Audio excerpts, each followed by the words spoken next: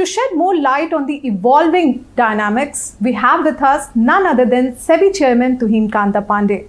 Chairman, sir, thank you for taking out time for us. You had your recent US visit. How's the mood among the foreign investors, and what is drawing their attention in terms of Indian equities and the Indian market?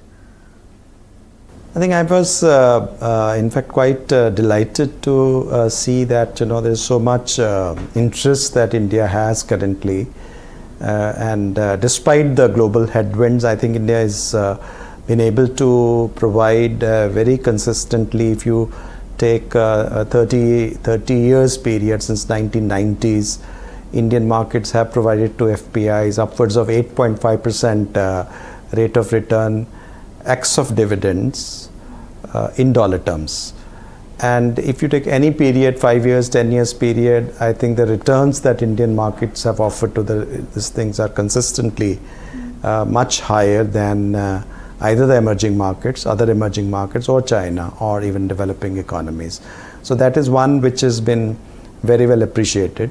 The second part is the opportunities that India offers in terms of the consistent growth rate that India has been able to achieve, one of the highest, fastest growing economies among the large economies.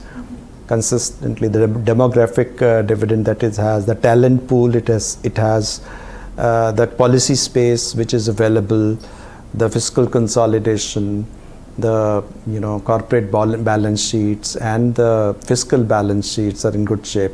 So I think the overall they are looking at India as potentially a very important market for deployment. So there is a great deal of enthusiasm. So moving on the corporate governance part of it, when a GenSol kind of incident happens, it affects the sentiments of investors, particularly in the startup IPO. Perhaps, more than drop in a price after listing, it's more about the trust factor gets shaken after such instances.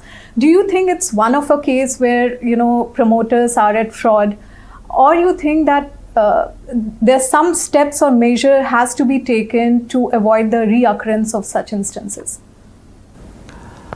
Well, I think it's a case of egregious behavior by a few.